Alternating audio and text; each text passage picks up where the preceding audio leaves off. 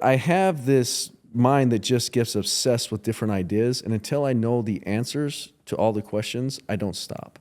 So that happened like 6 or 7 years ago with beef and Wagyu. And so I just went down, and I'd get home after practice and I'd be on the phone calling Wagyu producers, calling Wagyu nutritionists, calling Wagyu breeders to find the best genetics, to find what's available in the United States, and to find the best feed program to be able to feed these animals to get the A5 level quality of meat that you want to get with the oleic fat that melts in your mouth, and how to get the most of that, how to cook it, how to raise it. And I became obsessed with it. So yeah, I started a small Wagyu beef company that I started to raise in my backyard. Welcome to the Know Your Ship podcast, presented by eHub. I'm your host, Frank Dolce. All right, welcome back to the Know Your Ship podcast. I feel like this is a great honor to have you here on the podcast. Well, thanks. You're too kind. I don't know if it's an honor, but I am happy to be here. We joked before that, hey, I'm okay. I like talking about myself. That's usually not a big issue for me. Those are the best kind of guests. Jaycee Carroll, this is a fantastic story. I love this story. We got to know each other. We played in a little golf outing about a year ago, and of course, I've known all about you because I follow athletics in the state of Utah, and it's a great story about what you accomplished here at Utah State University, and then of course what you accomplished overseas. But then the way you were able to transfer those skills into your business life. So hopefully we'll get to talk a little bit about that today. Yeah, that'd be great. Grew up in Wyoming? Yeah, born in Laramie, Wyoming, raised in Evanston. Grew up there, had a great childhood. My parents were both educators, coaches, so they were school teachers, and my dad coached my entire life. My mom coached academic decathlons and things like that. So she was the brains, my dad was the jock, and I did everything. I did every sport you could do. Grew up swimming competitively. I did wrestling, football, basketball, golf, track, cross country. Just any time I got a chance to compete, I was there. You grew up in Evanston, and you named all the sports, but I didn't hear rodeo once in there. No rodeo. I was as much city kid as you can get from Evanston, Wyoming was me. My grandpa had a dairy, and so there were horses and stuff. There were opportunities to kind of get out in the country, but I was a city kid. My dad, my dad was a pretty big influence on my life. He had just had things. He's like, hey, JC, I grew up on a ranch. I had chores. I had I had summer jobs. Yeah. Because I can't provide that for you. So your job is going to be sports. You play sports or you go get a job. Hey, I will pay for you going to mission. You're going to pay for your college. So all these kind of things were kind of set in early. And luckily, I love sports. I'm going to say they came kind of naturally to me, but I put a lot of time into them as well to be good. I was going to ask you about that. We'll get into your accomplishments in a minute, and they're extensive. But did you always feel that early on that you just gravitated, like you had a gift, a knack for athletics? Yeah, I mean, I did, and I tease people, and I'm kind of aware of it. But I would, starting early, swimming was my first thing that I had to do. That was my first chore that my dad gave me. So, kindergarten, I'd go to class. I'd ride my bike from kindergarten up to the high school where swim practice was, and I'd practice for an hour swimming. Then my dad was coaching basketball next door in the gym, so I'd go from swimming to the gym, and I just would be in the gym with the basketball watching my dad coach. And the swimming, I got early success because I ended up being pretty good at it. And they're great with little kids that anytime you win, they give you trophies and they give you medals and they give you plaques. Your incentive. So every weekend we go and I just start winning stuff. And I think it just gave me confidence that, hey, you can figure this out. This is fun. Okay, so let me ask you this question. How meaningful was the natural talent and how meaningful was your work ethic in developing that? Yeah, I think that's a really good question. I kind of tell people, one of my favorite books I've ever read is Outliers. And there's a chapter there that talks about genius. And there's a level of like genius, there's a level where there's enough that you can have any conversation in any room. And so I kind of read that. And when it came to my athletic ability, my size, my height, my speed, my jumping ability, in Evanston, Wyoming, it was elite. And then as you go up levels, like it becomes less elite and it becomes enough. Like I got enough. I got enough height. I'm 6'3". I had enough athleticism. I mean, I had max vert in the NBA Combine of 39 inches, which isn't bad. But then beyond that, I had to have a very unique skill set. I had to have something that set me apart. And for me, it became scoring the basketball. And I dedicated myself very, very early on to that. It's about eighth, ninth grade. We had a team meeting with our high school coach, and he gave us a shooting workout. He said, "This is what I want you to do this summer. It's 500 shots a day. You do it all these days of this summer, you'd be in the 10,000 shot club." And I was like, okay, there's my way to get better. And I was disciplined with it. I was up at the gym at 6 a.m. in the summer. I was lifting weights. Then my dad's other rule was I had to have a summer job. So I cleaned baseball fields. I painted the lines. I raked the fields. I cleaned the bathrooms. I cleaned the bleachers. And that was from 7:30 till 3:30. And then the gym would open up again at 5 o'clock at night. So I go back to the gym 5 o'clock at night and I shoot my 500 shots. That's how I spent my summer. Yeah, that's great. I love that. So you're not LeBron James. No. I mean, you don't have the same physical gifts as a LeBron James. And so you had to rely on your talent plus making sure you maximized your talent. Yeah, and that's what it became for me, and it became an obsession. Like I was very disciplined with it from an early age. I mean, high school, a typical high school kid. Now, don't get me wrong, I chased girls and I had girlfriends, and I wanted to do all those things, but I just locked in early that I can do that after my job was done, after my shots were done. After I made the 500, I was as free as a bird mentally. It's like, all right, where am I gonna go do now? But until then, it was an obsession in the back of my mind, like you're not done. You didn't do your work. You didn't do your work. And I knew exactly how long it would take me. I mean, I was in the gym. I could get 500 shots, game shots in an hour and 25 minutes. So I had to go to the gym. I was there for an hour and 25 minutes. I could do my shots game speed. I mean, I was tired. Like, I'm sweating. Like, that was my conditioning.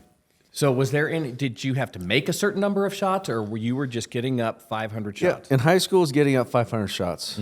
As I got into college, and that would put me to about 10,000 a summer. As I got into college, it changed to I had to make 20,000 every summer. So that was my summer routine in college. It was 20,000 makes every summer. 20,000 makes. Yeah, Wow. 20,000 makes, which just took it to a whole nother level. And I could see the improvement from my freshman to sophomore, junior, senior year. Freshman year, people didn't really know who I was. I was on a good team.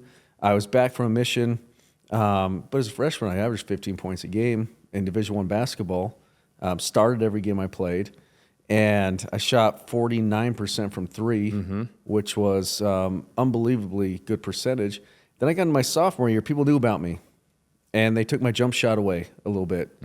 I improved from 15 to 16 points a game, but my percentages went down and I struggled. So that summer I went back to work and developed secondary options to shooting.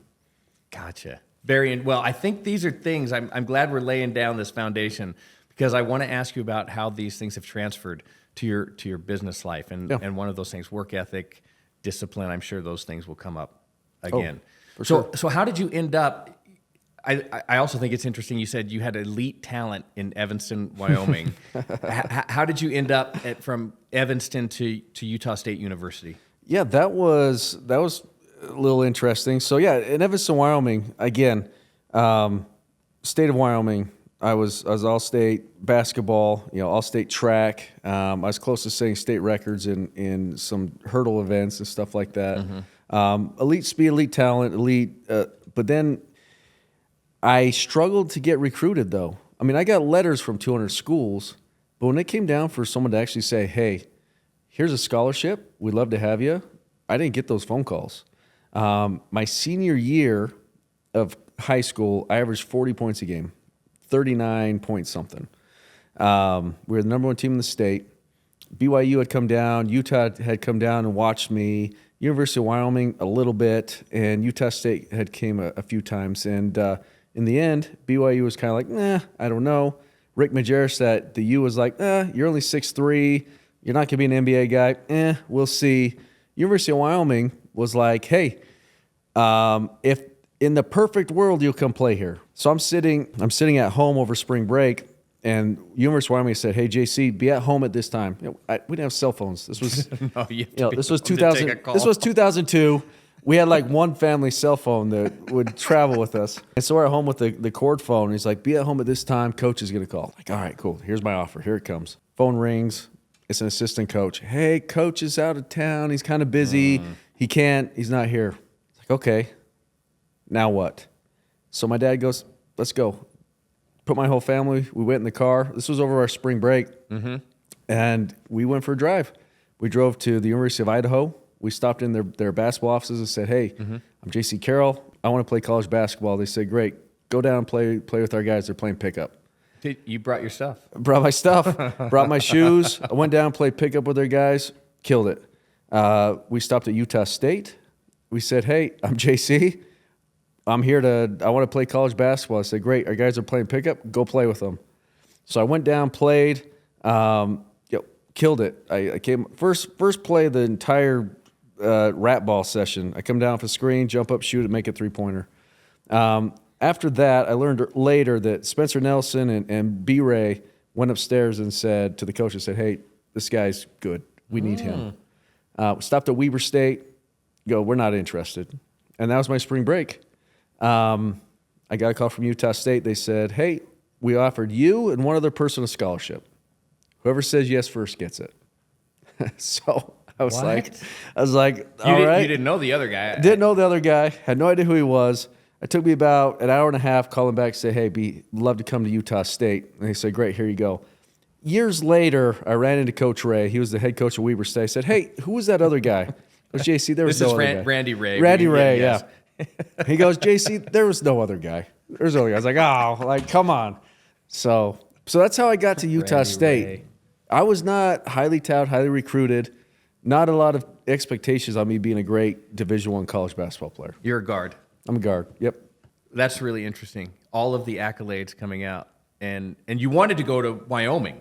Correct. If he called, I was at Wyoming, 100%. Yeah. I mean, I hate to admit it, but I still see the brown and gold sometimes, and I'm like, that would have looked good. Let me ask you a question about that. I grew up playing in the WAC, and so at the University of Utah. And I loved watching the WAC. Okay, so we played Wyoming, but we always, the Wyoming colors were not what you would call, like, people didn't say, oh, the brown and gold, like that.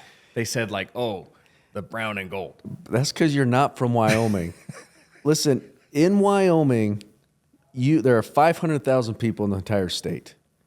All your teachers are University of Wyoming graduates. There's a deep sense of pride in the 307. We're the only state that has one area code, 307. And if you drive through, you can get the stickers and T-shirts and everything. It's the whole state and the 307. Yes. And so you grow up, your teachers are going, what's Wyoming saying? What's Wyoming saying? You grow up, you're watching Midnight Madness as Wyoming plays the University of Utah against Britton Johnson and Jeff Johnson and Keith Van Horn, and you're going, I want to beat these guys. We hate BYU because we like to party and we like our cakes at our houses and our parties and after parties. BYU obviously doesn't. Right. So they're the anti-Wyoming. Yeah. And so that's where I grew up. And so the brown and gold takes on a whole different significance in your life. There's much more meaning there. I can see that. I mean, your dad's graduate from there. His dream world is I go to the University of Wyoming. Yeah, I hear you. We would walk into the stadium and at Wyoming, and it was pretty rough treatment. Oh yeah, We're not kind. We're not polite. You know, they got this signs. Welcome to 7,280 feet. How's your air? It's hard. How's your breath? It's hard playing in that. Yeah.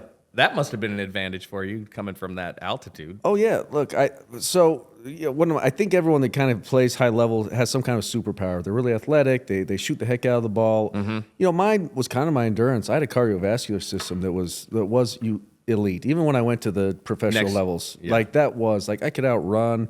I have like a 40 beat per minute resting heart rate. Like my cardiovascular system is great. I attribute to I grew up at elevation. I swam where we do underwaters, underwater 50-yard things where we're just building the lung capacity that we have. So, so yeah, that was one of my elite things, and I grew up at elevation and took advantage of it. Why did you choose basketball, by the way? You played all the sports. Sounds like you were accomplished in all the sports, but you came out playing basketball. Yeah, through 6th, 7th, and 8th grade, it was kind of tough between swimming and basketball. Swimming, I mean, I was at swimming camps. I was in the pool with people that later went on to be Olympic gold medalists. Like, not exaggerating, actual Olympic gold medalists. And I was swimming in camps with these guys. I was going to the, I didn't quite make junior nationals, but I was going to like they call zone meets in Maui in California. But ultimately, swimming, you're in a pool, head in the water, twice a day.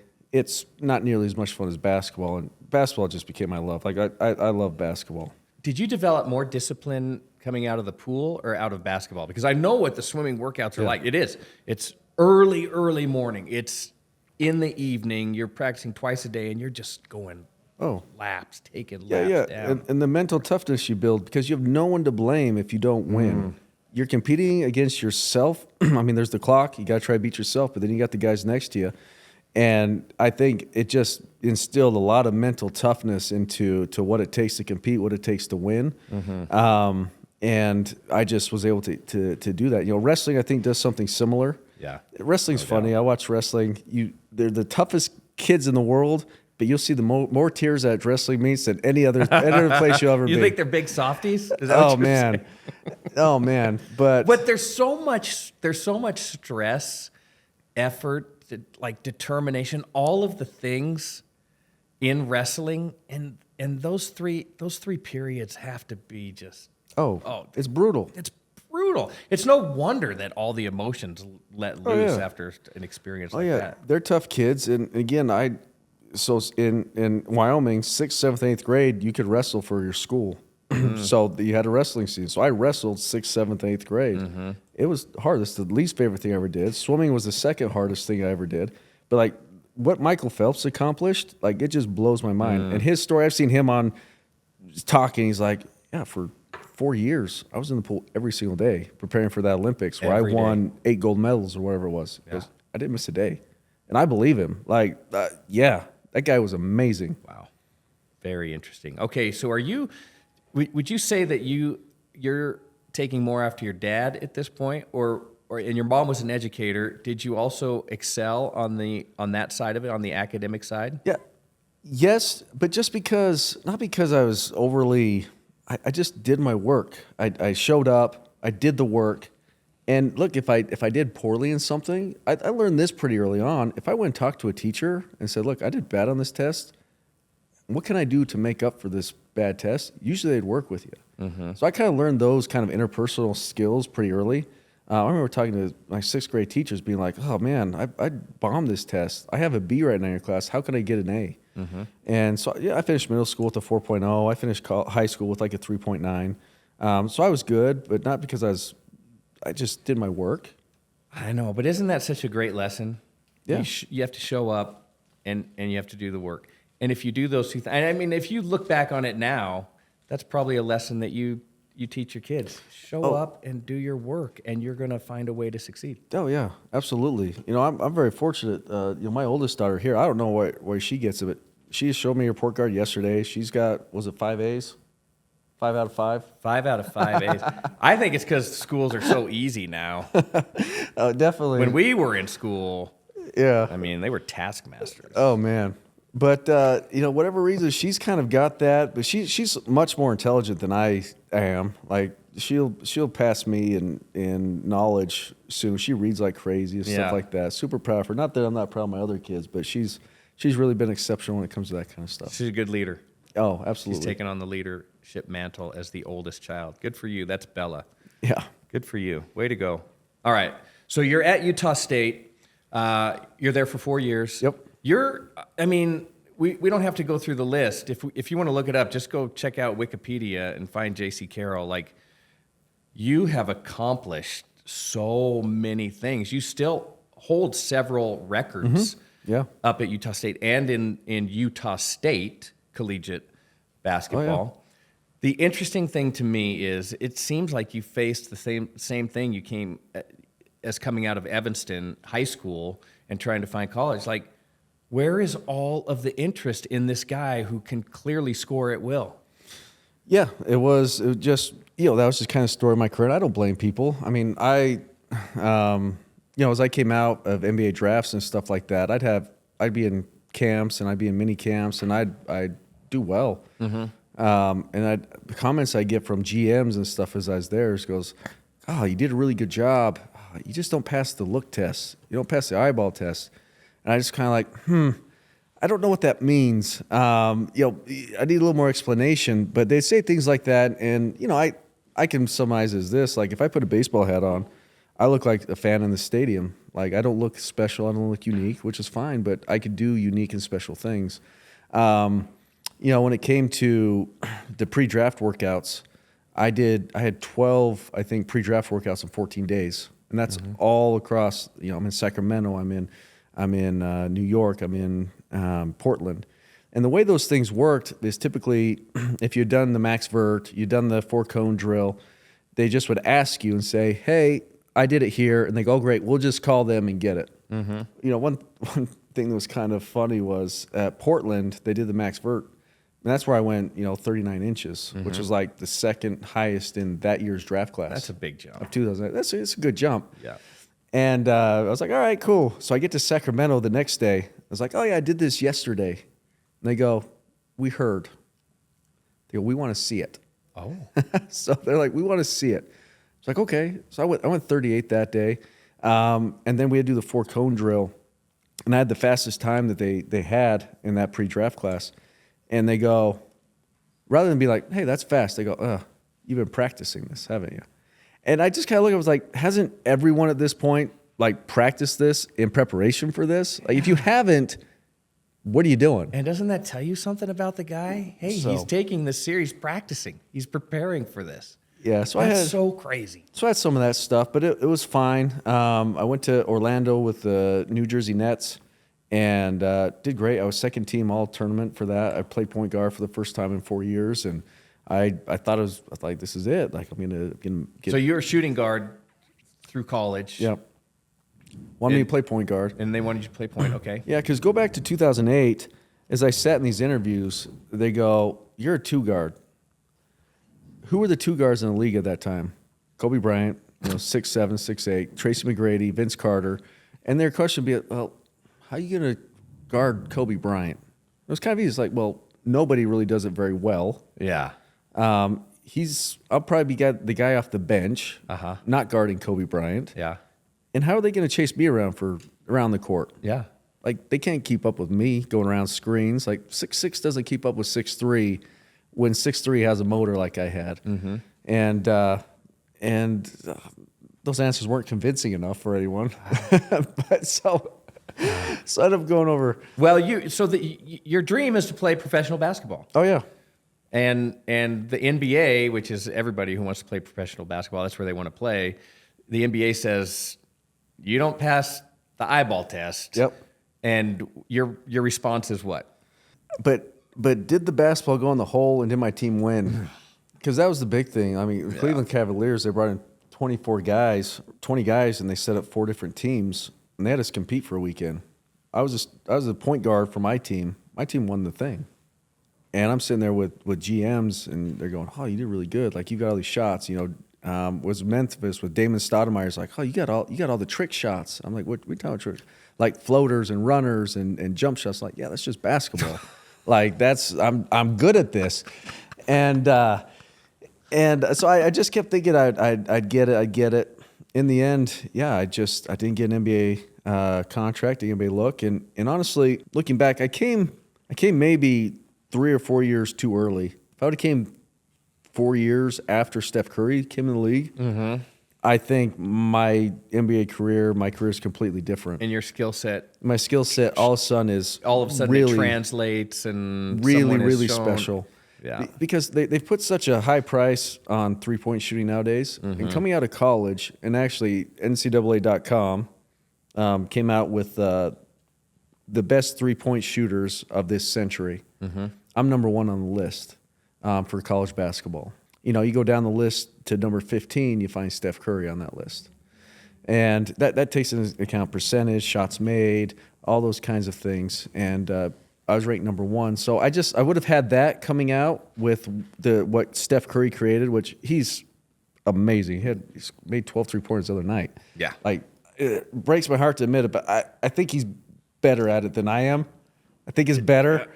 But at least in college, I was more efficient, and I'm ranked higher than him in college. Well, there's that. Yeah. Oh, and so NBA says no. You still have the desire and clearly the talent, and you have an opportunity comes up. Yeah. To go overseas. Yeah, it was great. I knew coming out of college that overseas might be an option. And honestly, I embraced it. It's like, this could be really cool. I get to go with my new wife and have an adventure across the world, just me and her. And so Italy came up. You know, I got a couple different offers from different places, and the Italian league was like the second best league outside the NBA at that time, and it was a great place for a rookie to go. So I went to a team that their best finish was like 16th place ever, and I was gonna have a chance to play, chance to compete. And my wife and I went over there. We had an adventure. We were in this little town called Teramo. To get there, you drive from Rome. You drive through like 20 tunnels through these huge mountains. You know, the Gran Sasso is like the biggest mountain in Italy. We drove right through it. And in October, Bella, my oldest daughter, was born. We named her Bella, Italian for beautiful. So it kind of makes sense. Twilight was coming out that time, so I was like, like Bella. Like, no, it's different for us. It's different. So had a great year. My team finished 3rd in the league, from 16th to 3rd. I was like the 3rd leading scorer in the. You're playing shooting guard at this point? Shooting guard. Yep. Okay. Playing shooting guard. And I played with a good young team, and we just competed, and we won games and did things they'd never done before. We kind of skipped over something that happened there. You got married. Yeah. While you were in college? Yeah. Between my junior and senior year, I got married. Bailey, my wife, was kind of my college sweetheart. We met our New Year's Eve, our freshman year of college, actually. That was our first date. Her and 2 of my other teammates in a backseat of a little Mazda Miata or something in a snowstorm. It just was weird, but it was fun. And she and I did off and on for the next 2 years, and finally we got to the point that was like, hey, I think this is going to work. And so we got married in July between our junior and senior year. Is she also an athlete? She was a cheerleader. Oh, she was a cheerleader. Yeah, of course, the star. Yeah. Star basketball player and the cheerleader and that. We met in study that's hall. Not too cliche. Not too cliche. We did meet in study hall before I knew, and she didn't know who I was. Because she was tutoring you? I wish. Utah State has a rule for their freshmen that they have to do so many study hall hours. Yeah. So we were there in study hall, and I made kind of a dumb joke, kind of made fun of her about being a cheerleader. Like, she couldn't figure out how to work a chair. I was like, It landed though. It landed. It worked. Okay. It worked, and Clearly. And we ended up dating, and yeah, we got 4 beautiful kids together. Before we moved to Italy, because I've been fortunate enough to visit Italy a couple times. That's an unbelievable place. Yeah. Tell me about Cache Valley. Cache Valley, a great place to go to college, a great place to have a college atmosphere. If you play basketball or you ski in the winter, it's great. If you don't do any of those things, winters get a little long. Winter can be rough. Get a little long, a little cold. But the people there love you. They embrace me as a local, which is really good. I had the opportunity, and that I went out and I spoke to about 120 different occasions in my 4 years of college. I mean, I spoke from anywhere from big church buildings to 8 or 9 people at a campfire. And I said yes to everyone. I went everywhere, spoke to them, anything I could do to kind of give back, and they really embraced me for that. And for that, my senior year, I think we set attendance record for most sellouts. And looking back, because nowadays it's a little different. All these kids are doing online classes. They're not in class. They're not out in the community as much. Yeah. And us, we would be in classes, and so the kids are sitting next to us, like, oh, I'll go watch this guy. He sits in class with me. Yeah. And then I go out and I talk to a group of 300 or 400 people in a church building. They're like, hey, I'll go watch this guy play. So we just had, we won games, but then we had that, we were out in the community that people were like, yeah, I'll go support That's these nice. guys. Well, and nowadays, the star players on the football, basketball team, like they're making more money than the president of the university. It's crazy. They really are. And I think there's a balance that these young kids have had to find, especially in the early days of NIL and stuff like that. I know when it first started, it rubbed a lot of people wrong because they, especially in Cache Valley, because they were used to inviting people like me and Spencer Nelson, Gary Wilkinson, to things, and we just show up. Yeah. We're just grateful to go there and get a bite to eat. Yeah. And all of a sudden they go, great, here's my appearance fee. Yeah. And it just made people go, ugh, this is so icky.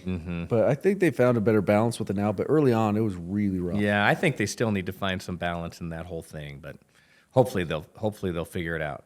Okay, when you're going out in college and you have these speaking opportunities, what's your message, or what did your message develop into? Yeah, my message was a lot, kind of my story, like we've talked about. Look, at a very young age, I was disciplined, I was patient, I sacrificed, I was very goal oriented. With young kids, I love talking about goals. At 12 years old, I wrote I want to be a professional basketball player, and so set goals, but then set a lot of little goals to go and achieve them to get you there. So I love talking about goals. I talk about my experience with the goals. I talk about my faith, because a lot of these are faith-based type speeches. So I talk about my faith. I talk about places where I made the right decision. I talked about times where maybe I didn't make the right decision and how that affected my life. And then just try to give them as much confidence to go out into the world and do great things, become the best version of themselves they can. So when you're talking about goals and you're talking about your faith, did you ever find any times in your life, going from high school to college to the professional leagues, moving overseas, where those are things that you just had to rely on? There were difficult times, there were difficult situations, you find yourself alone. How have those things been beneficial in your life? Yeah, very much. And no one's going to go through this life without having struggles, without having trials, without having difficult times. I just won't. I'm not the person that's going to sit here and say life is hard, because I've never felt like life was hard.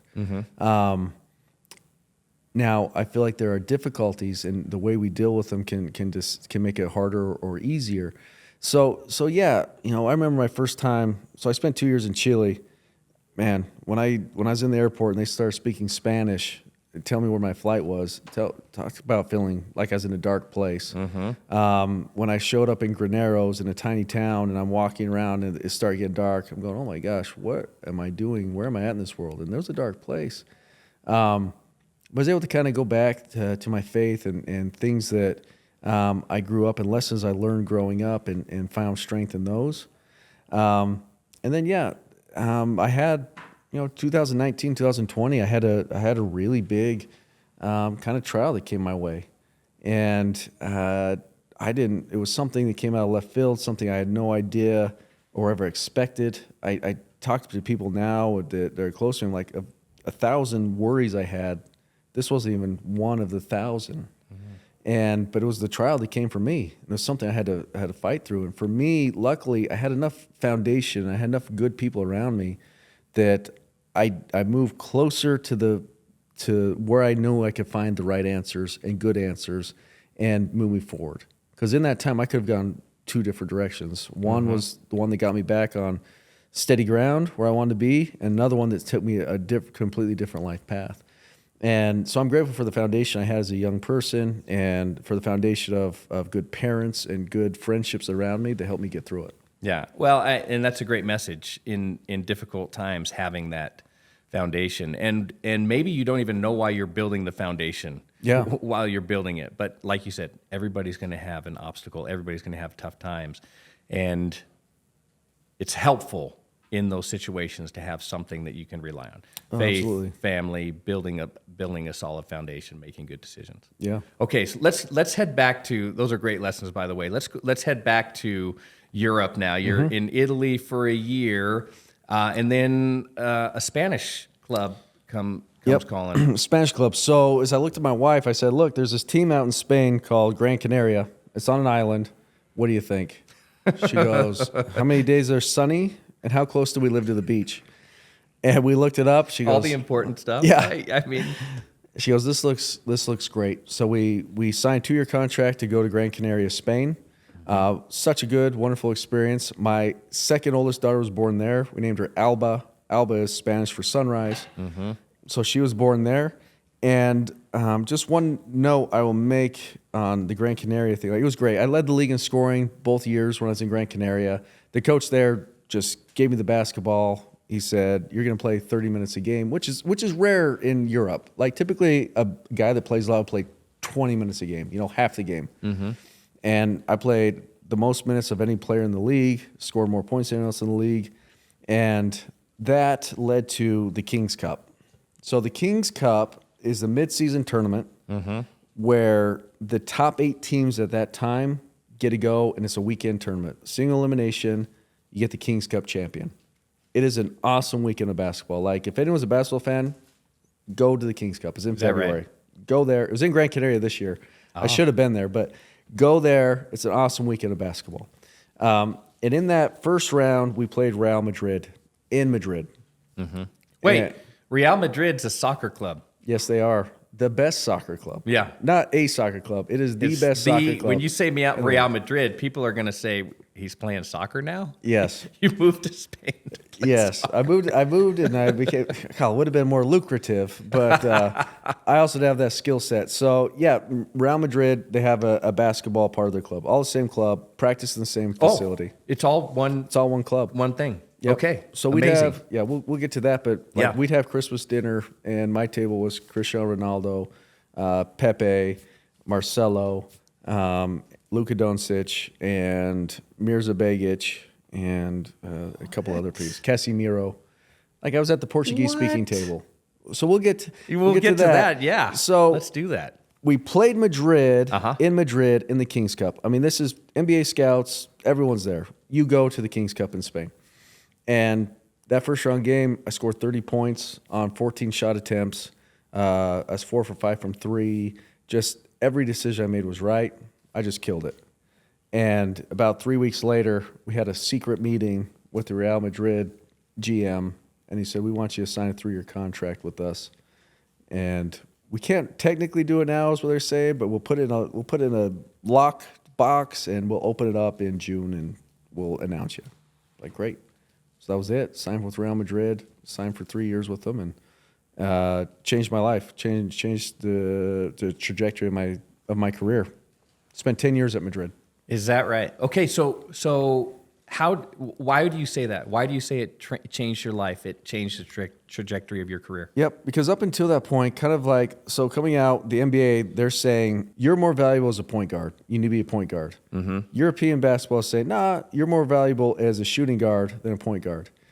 And then I got into the Spanish league, and I had Real Madrid coach at that time and some other coaches saying, well, Jaycee's only 6'3". He won't be able to, he's not big enough to play in the EuroLeague, which is outside the NBA, the best league you can play in. He's not big enough to play in the EuroLeague. And that game against a EuroLeague team like Real Madrid was such a storied history where I did show that I could play and compete and thrive. It changed everyone's mind. Gotcha. So that's why it changed the trajectory. In European basketball, where does Real Madrid fit, if that makes sense? It's the top of the mountain. They've won the most EuroLeague championships. They've won the most Spanish titles. They are the top of the mountain. Now, at that time when I signed with them, they had not been the top of the mountain. They had not won a EuroLeague in 20 years. They had not won a King's Cup in 19 years. So I signed there the same year they signed a new coach, and we brought on Rudy Fernandez, but then he left for the NBA. Anyway. So we came on with a very young team. We were young, we were hungry, and I had very, very good Spanish players on the team. They were kind of the future of the Spanish national team. And we just played a style of basketball that was unbelievably fun, unbelievably exciting, and eventually became very successful. And you could speak Spanish. Yep, I speak Spanish. I learned in Chile. Yeah. And that helped me get my first job in Spain. It honestly did. They needed an American player that could communicate with their fan base. And so if I was even with another American player, that put me over the top and got me the opportunity to go to Spain. And because of that language ability, I became they kind of adopted me as one of their own. I'm just being honest. I'm not trying to be arrogant or anything, but I am a beloved basketball player in Spain because I was good, but also I could communicate and I could talk with their fans. I could do interviews, and it made a difference. Yeah, it makes an enormous difference. And if I'm not mistaken, during your time, you tell me which direction we want to go here. Okay. But during your time, there were some very interesting players that came through the basketball side of Real Madrid, in addition to the soccer side. Yes. So coming up, so I talked about, all right, my first year, we hadn't won a Kings Cup in 19 years. We went to Barcelona. That's where the Kings Cup was held that year. We played Barcelona in the final. I didn't score a point in the first half. I was like, oh my gosh, I'm in a championship game.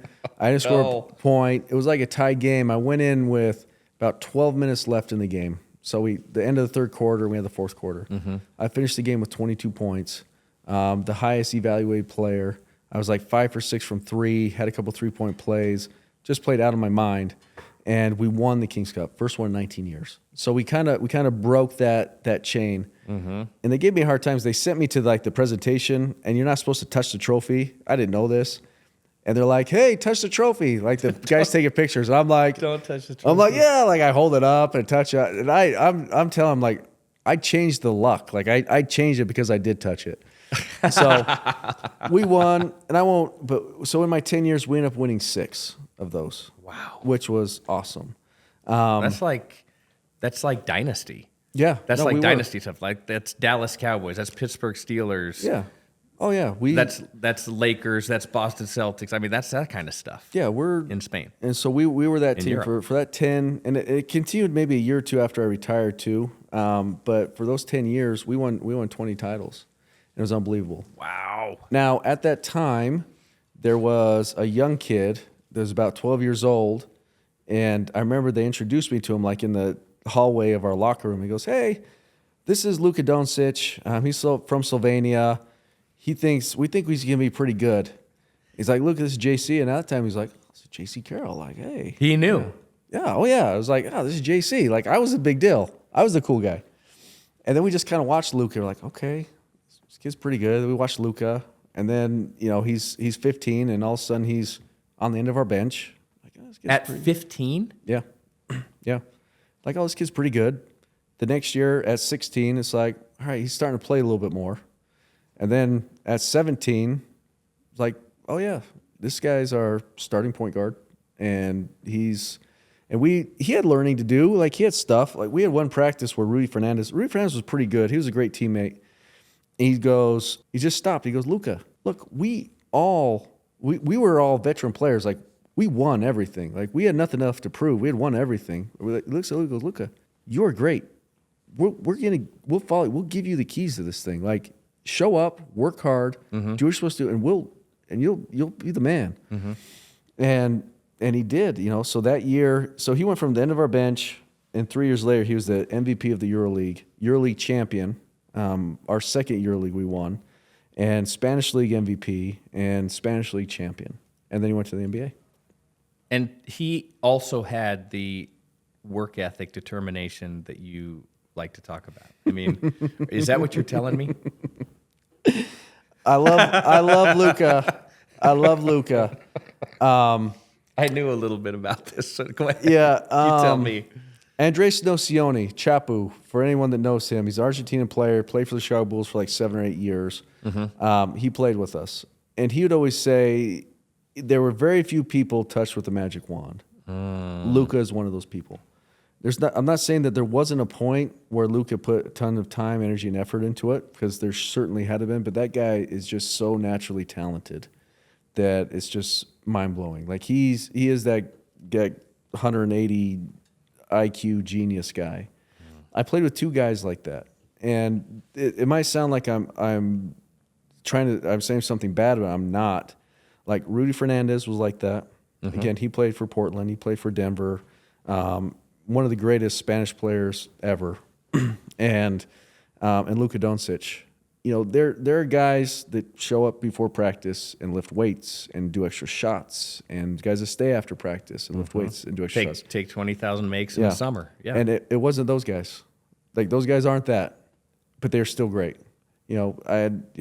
But again, it might sound like I'm trying to say I'm not saying anything bad about those guys. No. They're fantastic, but they knew what they needed. And Rudy would say sometimes, like, look, Jaycee could show up here and he could go run full speed. Like, it takes me time.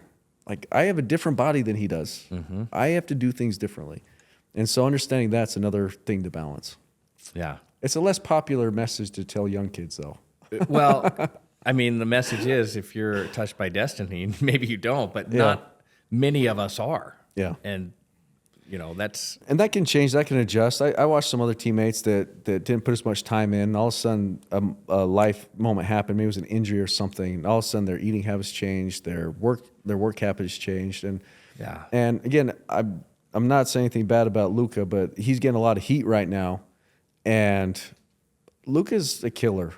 Like, Luka's gonna go, okay, I'll show you. All of a sudden, there'll be 20 pounds lighter, and people are going, holy crap, he's back. Here we go.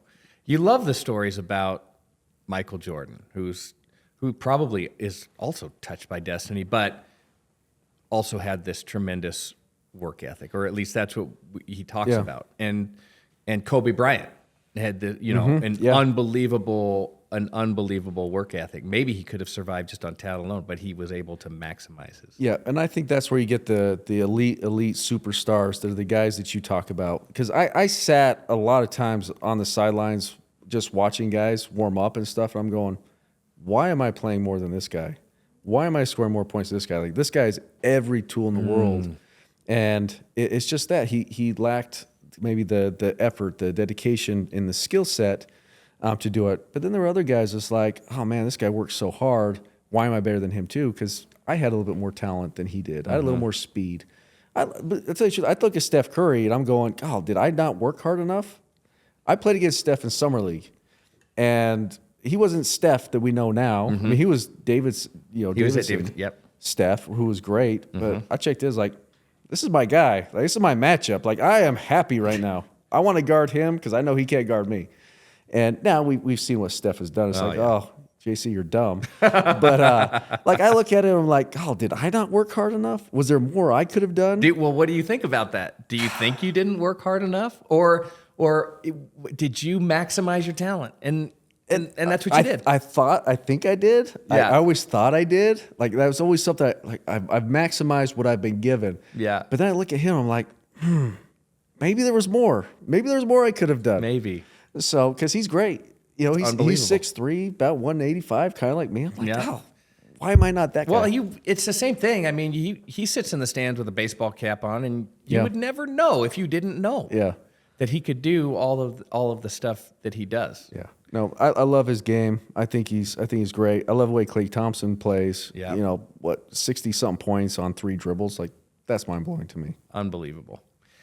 Tell me about the cultural lessons that you learned. You're a kid who grows up in Evanston. You go to Cache Valley, and nothing against those. I love Cache Valley as well. People might consider those kind of small town experiences. Yeah. And now you find yourself in center of Spain. You've got bullet trains to everywhere in the country. You have places to go. Love Madrid. Love living there. Some lifestyle things changed. All of a sudden, a Nike backpack wasn't quite as cool as like a Louis Vuitton backpack. Oh. Things like that. All of a sudden, as a young people, we're like, hey, these are kind of cool. Yeah. So you go do some of that stuff. But the eating experiences, the cultural eating experiences were my favorite. When I first got to Spain, I hated dinner because it's 3 hours long and it starts at like 10 o'clock at night. It's an event. Did you experience that in Italy as well, or just when you got to Spain? Yeah, in Italy as well, but we were eating a lot of like pasta dishes and pizzas, and so it just was shorter. It was shorter. You go to a cool place. Roberto's was near the gym, and we'd get these awesome oven fired pizzas. And it was like, oh my gosh, this is amazing. The best pizza you've ever had in your life. Pasta, really natural ingredients. All it wasn't fresh. All yes. Yes. Oh, so loved Spain. Making me hungry. had the best lamb skewers I've ever had in my life in Italy. Like I remember when we ate like 80 or 90 of them between like 5 of us. We just were going crazy. It was awesome. But then you get to Spain, and I'm not exaggerating when I say the earliest reservation you get is 9 o'clock. Restaurants aren't even open till 9 o'clock. And my wife and I, we got young kids, so we're like, can we come in at 9? They're like, oh, really? And it'd be empty. Then at 10 o'clock, people would show up. And then it'd be a 3-hour eating experience. I hated it at first, but after a couple of years, I loved it. I could sit there and eat the different courses, talk to people, and it was one of my favorite things about Spain. Oh, that's amazing. Well, I'm glad that you mentioned that because I'd like to transition. The truth is I don't want to leave your basketball career because we still have to talk about Cristiano Ronaldo. I'm not sure we're even going to get to that. Yeah. We might have to do round 2. Maybe that's what we're going to do, round 2.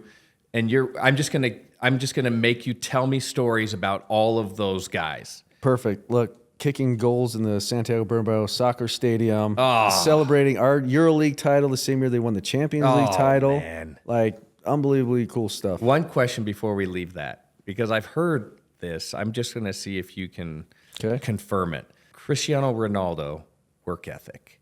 Oh, legendary.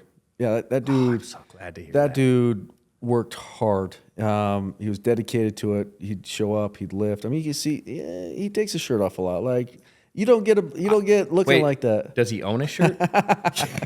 Yeah, You know what I mean? and he was great. He comes off sometimes in the media as very arrogant and stuff like that, which is fine. Like he's confident. And he understood who he was. Like we'd sit at Christmas dinner, and it is funny. Like we try to kind of connect with the soccer guys a little bit. And Karim Benzema had just got a Bugatti. Ooh. And so we see in the park, you're like, hey, great, cool car, man. You got a Bugatti. And he's like, yeah. And then Cristiano would pipe. He goes, yeah, he got the cheap one. He goes, I got the real one. He's like, oh. So he was that, but in a fun way. So he was great. But he'd sit there with us and be like, look, I understand I'm a product.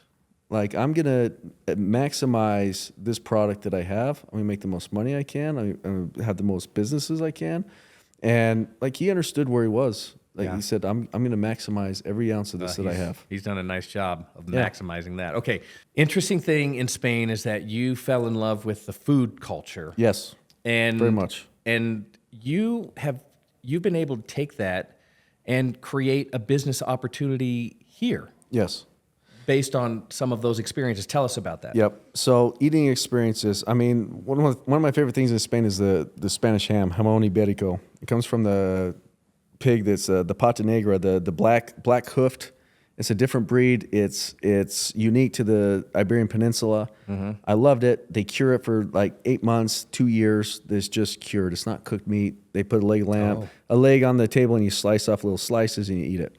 You won't like it when you first go, but if you get there enough and eat it, it becomes one of the best things that you crave. So I went on farm tours. I went to see how they raise it, all that kind of stuff. Mm-hmm. So start out with that, and then I went to dinner one night and I ate some beef, and same idea. I was like, this beef's amazing. What is this? It was a Wagyu steak, and it's like, well, so I kind of got obsessed with the idea, and that's kind of the way my personality is. Like, I've got enough. I've got enough, but I have this mind that just gets obsessed with different ideas, and until I know the answers to all the questions, I don't stop. So that happened like 6 or 7 years ago with beef and Wagyu, and so I just went down and I'd get home after practice and I'd be on the phone calling Wagyu producers, calling Wagyu nutritionists, calling Wagyu breeders to find the best genetics, to find what's available in the United States, and to find the best feed program to be able to feed these animals to get the A5 level quality of meat that you want to get with the oleic fat that melts in your mouth, and how to get the most of that, how to cook it, how to raise it. And I became obsessed with it. So yeah, I started a small Wagyu beef company that I started to raise in my backyard. So, I mean, is this just part of your personality, or is this something that you developed over time? Like, you're talking about the time you spent in the gym because you knew that time and that effort was going to transfer into success on the court or whatever else you were doing. Is it the same principle, or those lessons that you learned and now transferred over to the business side? Like, I like this. I'm going to do what it takes to figure out how to become the best at whatever that is. Yeah, 100%. It goes back to the things my dad said. He'd always say, son, I don't care what you do in life, but you're going to do your best at it. I don't care what it is. You're going to put your best effort into it. So that just became kind of my interior motto, is like, okay, if I'm going to play ping pong, I'm going to do the best at it and work hard to be the best at it. And so when it got to this, and I was fortunate that I wasn't shackled by old rancher traditions. Like, this is the way Dad did it, or this is the way Grandpa did it. Oh, so I could go right to the best producers doing the most modern genetic testing and the most modern feed programs and learn from them. And I'm very grateful because they were very forthcoming with information. Like, they were willing to share with me. They're willing to talk to me. And so I just was able to create this genetic plan of this breeding cycle that goes clear back to Japan. The Hugo Takeda, he's been raising Wagyu in Japan for 50 years, and he had this breeding cycle of these of how to breed these animals to get the best genetics, and then how to feed them. And I found how I could do that here in Utah, and started to do it. And you went to school in the place in Utah where we're raising cattle. Raising cattle. It was kind of like meant to be. Yeah, and it goes even farther. Like, where I decided to build my house, it's about 2 or 3 miles from Utah State's agricultural school. So their agricultural school, they're one of the top in the country when it comes to embryo production, cloning animals, and all these things. So I give them a call, and they're kind enough that they're like, "Oh, Jaycee Carroll, yeah, come down." So I get to go down. I produce my own embryos right there with the doctors and with the vets that are there. And then you go down another 2 miles, and it's a place called Hoffman AI, where they store embryos and semen from different bulls and stuff from all over the world. And it's just all right there in this corridor that I'm able to take advantage of it. I go down a little farther. There's a giant refrigerated warehouse that I can then store the meat until it's ready to ship out. So it just kind of turned into this nice little business that I was able to partner up with some bigger people and kind of hopefully blow it up in the next couple of years. Well, I mean, talk about touched by destiny. All of these things just seem to line up. Yeah. I mean, obviously you had to put in the work and the effort to find yourself there, but that's amazing. I mean, you have another part of your professional career that I want to talk about, but one last question about the ranch side.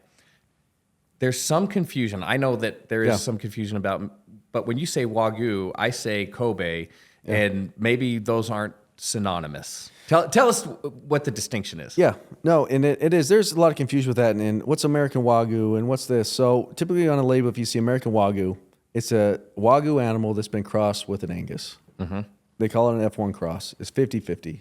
I tease people all the time, like, well, why don't you just call it an Angus, because it's just as much Angus Wagyu. Like, I kind of hate on them a little bit, because we do full blood stuff. So Kobe beef, it's the exact same animal, the same genetics that I have, but to be called and labeled Kobe, the beef has to be raised and killed in the Kobe prefecture of Japan and imported in. Gotcha. That's Kobe beef.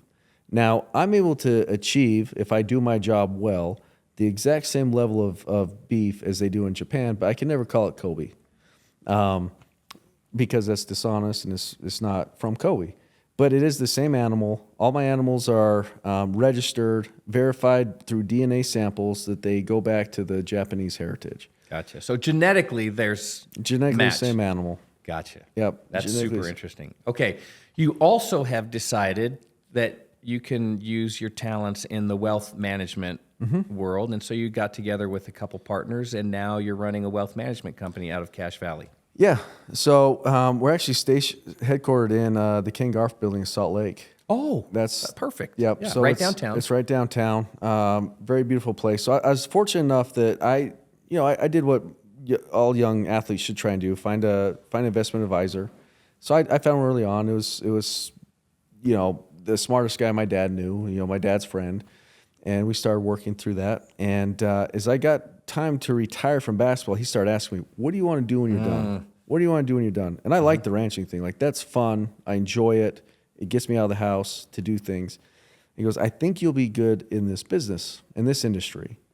I was like, okay. So for like 2 or 3 years, I just kind of thought about it. I was like, okay. And then I retired, and he goes, what do you want to do? I said, let's do it. So I retired. I took about 3 or 4 months where I just didn't do anything.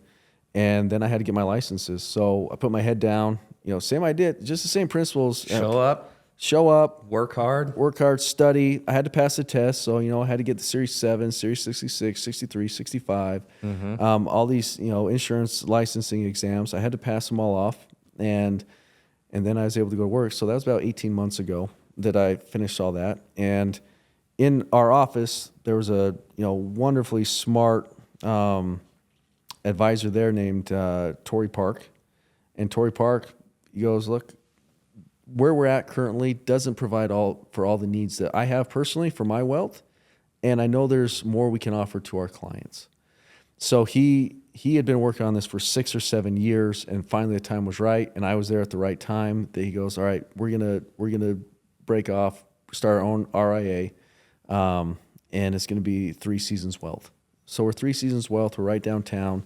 We don't advertise. We kind of fly under the radar. We're a multifamily office. We like to work with high net worth families, and we're investors. We're entrepreneurs at heart. We work with athletes, entrepreneurs, business owners, people that are trying to move their wealth onto the next generation.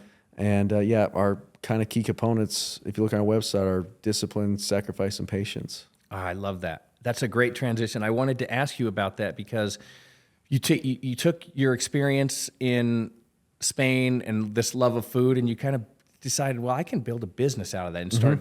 And now you're in the ranching business, and you took what was something that was very meaningful for you as you were retiring from the sport, and what do I want to do next, and how do I manage this whatever assets I've accrued over this time, and that's meaningful to you, and now you can pass that on to other people. But I want to ask you a couple questions before we wrap this up. And I hope you know how much we appreciate your time. I know you're a busy guy. Oh, no, thank you. I could sit here and tell stories with you all day long. Yeah, me too.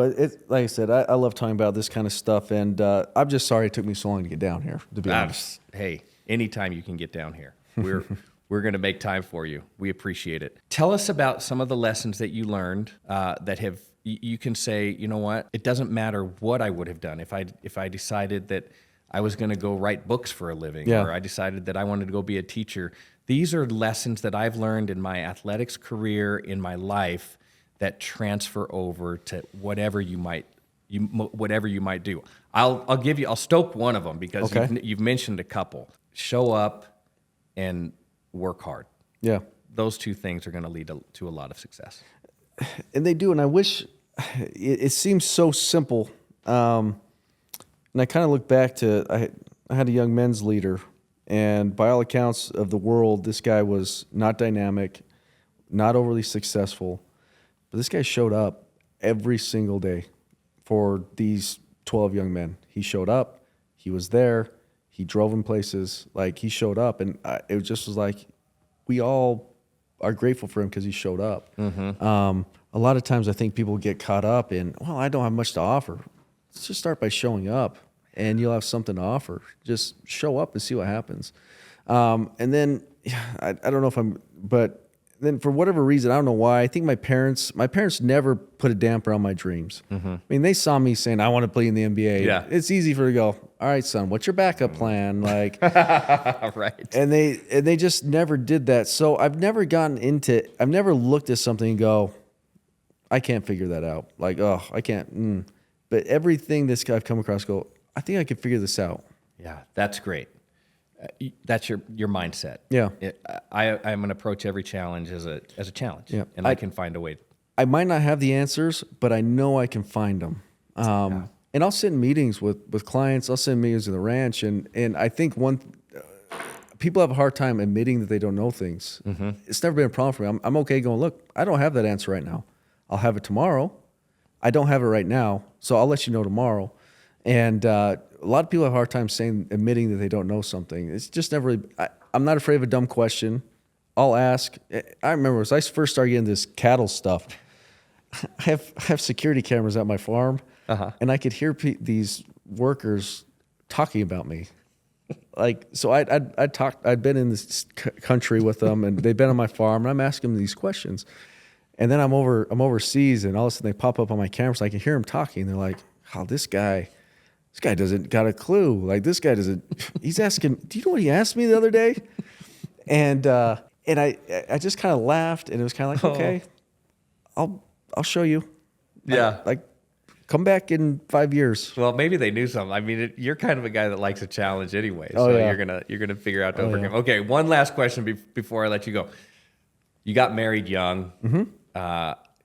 Clearly, family is important to you. How meaningful has that been in your career and your post-basketball career? Yeah, it's been everything for me. Honestly, as I look back, my wife and I have had a lot of conversations just over the last few months about this. I was living my dream. I was playing professional basketball. I was traveling around the world, and I think, and I didn't realize how much of a sacrifice my wife was making. She was in Madrid. She was on the island by herself with 2 little kids, while I was in a different country with a different language, while I'm over in Russia playing basketball. You know, I'm flying on a private jet. I've got my 15 friends with me that I play with, and I didn't realize the amount of sacrifice she made. And I am forever grateful for that. And I understand it a lot better now. And we've tried really hard since I retired to give her a lot of the opportunities of things that she thought, or that she thought maybe she had lost. So when I retired, she came home, and you know, she runs her own dance studio now. You know, she has 300 girls that she teaches. Like, she's very off at a competition this week. Right? Yep, off at a competition right now, and so she's very driven, very entrepreneurial in her own right. She was the head coach at our high school for the cheer team for for the last 5 years, and so we've tried hard, and I've tried hard to show her how grateful I am for the sacrifice she made. That's a great lesson to leave this on. Yeah, nobody really achieves greatness without having great people around. Absolutely. I'd say, and I probably said I a lot and me a lot, but honestly, every stage of my story has great people around that help me get to places. Well, that's amazing. Jaycee, I can't tell you how much we appreciate you being here.